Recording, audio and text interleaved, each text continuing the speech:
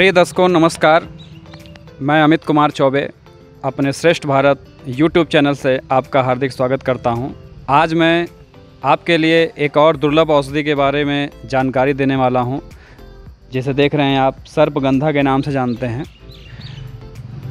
इसकी महिमा इतनी है कि महत्वपूर्ण औषधियों में इसका नाम आता है सर्पगंधा का, और इसको आयुर्वेद में बड़ी महत्ता दी गई है।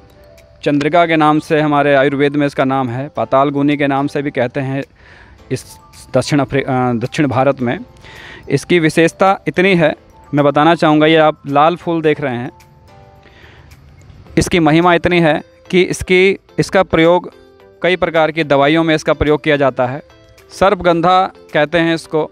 सर्पगंधा का लाभ हमारे औषधि विज्ञान में बहुत ज़्यादा है, और मैं आपको बताऊं, इसकी गंध भले ही मनुष्यों के लिए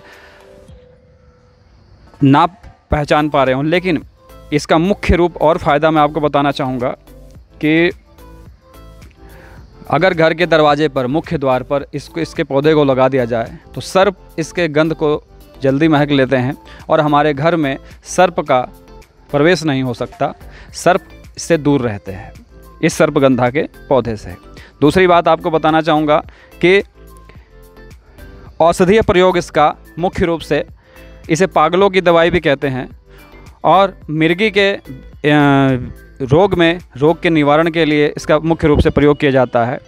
हमारी जो माताएं बहनें हैं उनमें हिस्टीरिया की जो बीमारी होती है, और कई बार युवकों में भी चिड़चिड़ापन, अवसाद, हमारे मन मुताबिक कार्य ना होने के कारण जो हमारे मन में चिंताएं आती हैं, विघ्नताएं आती हैं, दिक्कतें आती हैं, तो उसके निवारण के लिए भी इसका प्रयोग किया जाता है। और अपने गांव की जो खेत होती है उसे लगान पे या ठेकेदारी पर दे के चले जाते हैं और उसका लाभ कोई और उठाता है। अगर वो किसान जिनकी 3 से 4 बीघे भी खेती है, वो अगर औषधीय पौधों की खेती करें तो मैं आपको बताऊं, बाहर नौकरी करने जाने की आवश्यकता नहीं है।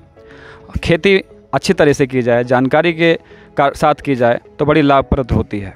मैं आपको बताना चाहूँगा, इसका जो बीज आपको बताया 5,000 रुपये से 8,000 रुपये किलो तक बिक जाता है मार्केट में। जो उसकी पत्तियाँ और तने हैं वो 3,000 से 4,000 रुपये के क्विंटल के हिसाब से बिक जाता है, और जो इसकी जड़ें होती हैं सूखी, ये इसकी कीमत आप देखेंगे तो 40 से लेकर 60,000 रुपये प्रति क्विंटल के हिसाब से ये बिक जाता है, और इसकी डिमांड मार्केट में बहुत है। यूनानी चिकित्सा में, होम्योपैथिक चिकित्सा में, आयुर्वेदिक चिकित्सा में, और आजकल एलोपैथी दवाइयाँ बनाने में भी सर्पगंधा का प्रयोग किया जाता है। क्योंकि आज का जो दौर चल रहा है वो तनाव का चल रहा है।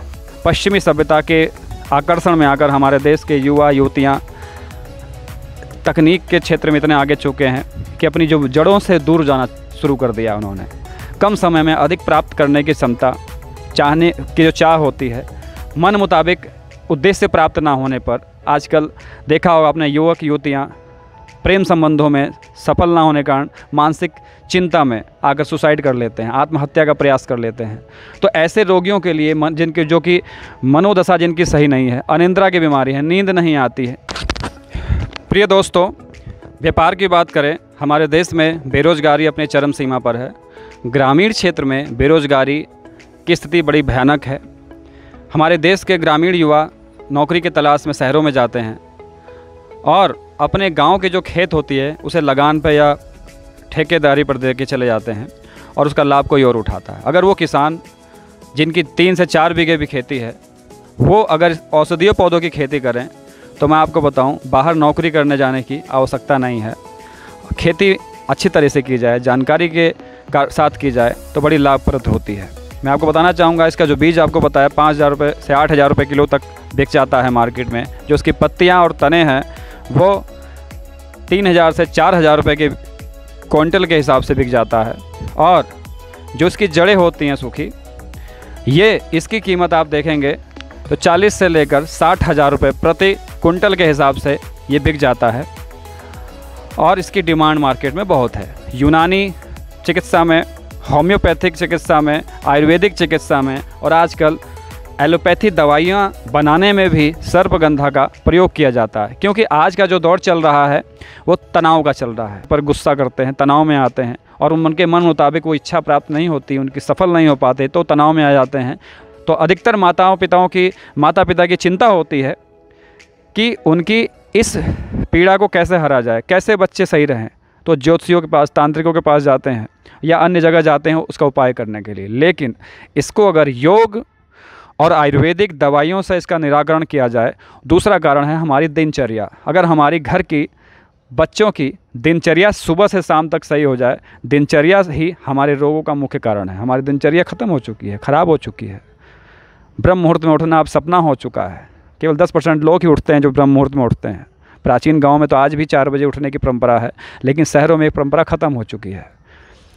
प्राचीन शुरुआत से ही हम बच्चों को संस्कार वो नहीं दे पाते, और एक समय आता है किशोरावस्था की, युवावस्था की, जिसमें युवा डिप्रेशन का शिकार हो जाता है, हाइपरटेंशन का शिकार हो जाता है और ब्लड प्रेशर बढ़ जाता है। उन सभी रोगों के निराकरण के लिए सर्पगंधा बहुत उपयोगी है। विषैले बीज जो कीड़े मकोड़े होते हैं वो भी घर में नहीं आएंगे। वास्तुशास्त्र के हिसाब से भी देखा जाए तो अगर घर के मुख्य दरवाजे पर आप इसको लगा देते हैं तो विषैले कान खजूरा, सांप, बिच्छू या अन्य विषैले जीव जंतु घर में प्रवेश नहीं करते। इसका हमारे आयुर्वेद में, ज्योतिषीय तत्वों में भी इसकी व्याख्या की गई है। इसको आप अगर लगाते हैं तो बड़ा लाभ होता है। आप देख रहे हैं गुलाबी कलर के इसके पुष्प होते हैं, पुष्प भी बिकते हैं, इसके पत्ते बिकते हैं, तना ही बिकता है, जड़ तो बिकती ही बिकती है, बीज भी बिकता है। कोई भी पार्ट इसका बेकार नहीं है और लंबे समय तक इसका फ़ायदा होता है। आप देख रहे हैं कि 60,000 से लेकर 75,000 प्रति हेक्टेयर के हिसाब से इस पर खर्चा आता है। खर्चा क्या है? बीज का मिलाकर, निराई गुड़ाई का मिलाकर, जो उसमें खाद डाली जाती है उसमें जो खर्चा आता है, उसका लिए देखभाल के जो खर्चा आता है, सब मिलाकर, और लाभ जो होता है 1 लाख से 1.5 लाख के बीच में शुद्ध लाभ होता है अपना सारा खर्चा निकाल कर। और ये केवल प्रमाणिक है। कई किसान हमारे देश में, हरियाणा में, उत्तर प्रदेश में, राजस्थान में, पहाड़ों में, जैसे कि देहरादून, उत्तराखंड में इसकी खेती की जा रही है। यहाँ तक कि बिहार, असम और महाराष्ट्र में भी इसकी खेती उचित तरीके से की जा रही है और इसका लाभ आप उठा सकते हैं। इसके प्रयोग में सावधानी आपको थोड़ी करनी है कि अगर आप इसका अत्यधिक मात्रा में इसका प्रयोग ना करें। सुबह या शाम को 1 चम्मच सर्पगंधा के जड़ का जो चूर्ण है उसका आप प्रयोग कीजिए। पानी के साथ भी इसका प्रयोग कर सकते हैं, ज़रूरी नहीं है कि दूध के साथ इसका प्रयोग किया जाए। पानी के साथ भी इसका प्रयोग करते हैं तो वो भी लाभकारी है, गुणकारी है, लेकिन अधिक मात्रा में इसका प्रयोग नहीं करना है। और छोटे बच्चे जो हैं, जिनकी आयु 12 साल से कम है, उनको बिना चिकित्सीय सलाह के बिना आप ना दें। और दूसरी बात, यदि हमारी माताएं बहनें गर्भावस्था में हैं, स्तनपान करा रही हैं, तो उनके लिए भी इसका प्रयोग निषेध है और वो चिकित्सीय सलाह के बाद ही इसका प्रयोग करें तो लाभ उनको हो पाएगा। और इसकी खेती करना चाहते हैं, इसका लाभ उठाना चाहते हैं, अगर आप अनभिज्ञ हैं औषधीय पौधों की खेती में, तो हमारे भारत देश में प्रत्येक जनपद में RCT कृषि विज्ञान केंद्र, बागवानी केंद्र स्थापित किए गए हैं, जिसमें युवा जाकर प्रशिक्षण ले सकते हैं, जानकारी ले सकते हैं। और जो प्रशिक्षण है, RCT की बात की जाए तो 10 दिवसीय निःशुल्क प्रशिक्षण RCT में संचालित किया जाता है, जो कि पूर्णतः निःशुल्क है। भोजन की व्यवस्था, आवासीय व्यवस्था पूर्णतः निःशुल्क है। और प्रशिक्षण के उपरांत एक प्रमाण पत्र दिया जाता है आपको। प्रमाण पत्र ग्रामीण विकास मंत्रालय, भारत सरकार द्वारा प्रमाणित होता है। इसके साथ ही साथ यदि कोई युवा अपना स्वयं का रोज़गार करना चाहता है, धन की कमी है, तो विभिन्न सरकारी योजनाओं में प्रधानमंत्री रोजगार सृजन कार्यक्रम, मुख्यमंत्री रोजगार योजना, मुद्रा योजना के योजनाओं के तहत ऋण आवेदन करके भी RCT द्वारा भेजा जाता है और उसका भी कोई शुल्क नहीं होता। यदि व्यक्ति पात्र होता है, डिफ़ाल्टर नहीं होता, बैंक से उसके लेन देन सही होते हैं, तो बैंक भी मना नहीं करता। और कई युवाओं ने इस काम को शुरू किया है। और प्रधानमंत्री और मुख्यमंत्री रोजगार योजना में बताएं तो उसमें सब्सिडी की योजना भी है, छूट की भी योजना है, लेकिन जनता को, हमारे ग्रामीण भाइयों को, हमारे किसानों को इनकी जानकारी नहीं है। और यही कारण है कि हमारे देश के जो किसान हैं, किसान भाई हैं, खेती से उनका मन उचटता जा रहा है और वो दूसरी तरफ भाग रहे हैं।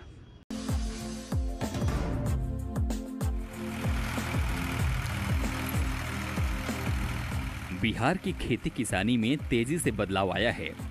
ये बदलाव कृषि को लेकर उस सोच को आईना दिखा रही है जिसमें इसे घाटे का काम समझा जाता रहा है। बिहार में बड़ी संख्या में ऐसे किसान हैं जो यहाँ के सीमित संसाधनों के बीच खेती में नए प्रयोग कर मिट्टी से सोना उपजा रहे हैं और खेती में सफलता की नई ऊंचाइयों को छू रहे हैं। ऐसे प्रयोग धर्मी किसानों की लिस्ट लंबी है। इसकी ये वजह है कि बहुत से अनाज उगाने वाले किसान अब खेती में बदलाव कर नई फसलों की खेती की तरफ रुख कर रहे हैं, जिनमें से सर्पगंधा जैसी फसल किसानों के लिए मुनाफे का सौदा बनी हुई है।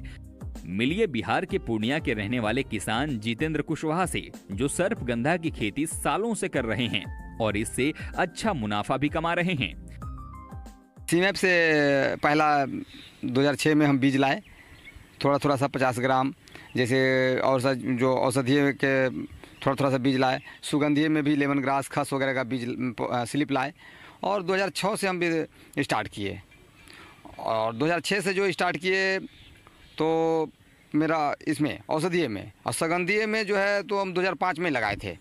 तो इस जो सर्पगंधा की खेती है निरंतर हम उस समय से करते आ रहे हैं, 2006 से। जितेंद्र कुल 1 एकड़ खेत में सर्पगंधा की खेती करते हैं, जिससे उन्हें सर्पगंधा की फसल से 4 क्विंटल जड़ मिल जाती है, जो बाजार में औसतन 800 रुपये प्रति किलो के हिसाब से बिक जाती है, जिससे उन्हें प्रति एकड़ 3 लाख रुपये की आमदनी हो जाती है। इसके अलावा उन्हें इसके बीज की बिक्री से 70 से 80 हजार रुपये की कमाई हो जाती है। इस तरह सर्पगंधा की खेती से जितेंद्र को 1.5 साल में लगभग 3 लाख का नेट प्रॉफिट हो जाता है। 15 से 20 केजी बीज निकलता है और 20 केजी 1 एकड़ में बीज निकल गया तो आप 3500 रुपया लगा लेते हैं तो 70,000 रुपये का होता है। तो 70,000 रुपया में आपका सारा खर्चा निकल जाता है इधर। और बीच में हमने जो एक सब्जी की फसल लगाई थी वो मेरा अतिरिक्त लाभ हो गया। तो इस तरह से मेरा जो 4 कुंटल जो जड़ निकला, वो 4 कुंटल में मेरा 3 लाख रुपया का जो है शुद्ध लाभ हमको मिला 1.5 साल में सर्पगंधा से। इस समय जितेंद्र के खेतों पर सर्पगंधा की रोपाई का कार्य चल रहा है, जिसमें पौधों को उचित दूरी पर लगाने के लिए मार्कर का इस्तेमाल किया जाता है। जितेंद्र बताते हैं कि सर्पगंधा को विभिन्न तरह की मिट्टी में उगाया जा सकता है, लेकिन बलुई दोमट मिट्टी जिसमें पानी के निकास की बढ़िया व्यवस्था हो, सर्पगंधा की खेती के लिए सबसे बेहतर मानी जाती है। खेत का चुनाव करना है तो बलुआई दोमट हो तो ज़्यादा उपयुक्त रहती है। बलुआई दोमट में इसका जड़ बहुत नीचे तक जाता है और जितना जड़ डेवलप होगा उतना जो है गहरी जुताई करना है। लगाने से पहले एकदम 2 बार गहरी जुताई करके बढ़िया से जंगल वगैरह निकलवा करके और पूरा एन क्लीन करके जल निकास वाली भूमि होनी चाहिए और सिंचाई का भी व्यवस्था होना चाहिए। सर्पगंधा की बुआई का सही समय अप्रैल से लेकर जून माह तक होता है। खेतों में उगाने के लिए बीज के अलावा जड़ और तने की कटिंग से नर्सरी तैयार करके सर्पगंधा की रोपाई की जा सकती है। अप्रैल से लेके किसान इस जून तक बीज गिराएं सर्पगंधा का, और सर्पगंधा का बीज गिराने के बाद 2 से 2.5 महीने का जो पौध है वो आपको रोपने लायक हो जाता है। बिहार के कई किसान अब मेडिसिनल फार्मिंग को अपनाकर खुद को तो सशक्त बना ही रहे हैं, आसपास के किसानों के लिए भी रोल मॉडल साबित हो रहे हैं। ब्यूरो रिपोर्ट, जी मीडिया। देते हैं कुछ ऐसे लोग तत्व हैं हमारे समाज में जो किसानों की भोलेपन की, उनके मेहनत को गलत दिशा देकर उन्हें दूसरी तरफ मोड़ देते हैं, आंदोलन की तरफ मोड़ देते हैं। अगर किसान जो काम करने वाले हैं उनको पता है कि खेती में क्या काम किया जाए तो क्या लाभ उठाया जा सकता है। औषधीय पौधों में से एक औषधीय पौधे उसमें एक उदाहरण है, मैं आपको बताना चाहूँगा। और आपको दूसरी चीज़ ये नहीं कि 18 महीने या 24 महीने तक हम खाली इसको लगा कर रखें। इसमें आप लहसुन, प्याज, अन्य छोटी मोटी साग सब्जियां भी आप इसमें बो सकते हैं, उसका लाभ उठा सकते हैं। उसका लाभ मैंने इसमें नहीं जोड़ा है, उसका लाभ अलग से है। और इसको जब लगाते हैं तो इसके लिए कोई विशेष मिट्टी की आवश्यकता नहीं होती है। क्षारीय और अम्लीय भूमि में भी सर्पगंधा की खेती आप कर सकते हैं। और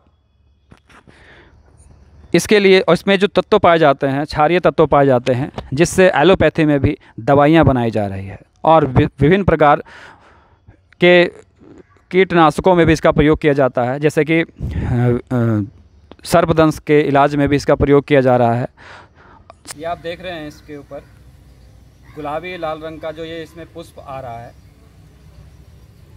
और इसकी जो ऊंचाई है 2 फीट से ऊपर नहीं होती, उससे ज़्यादा ऊंचाई नहीं होती इसकी।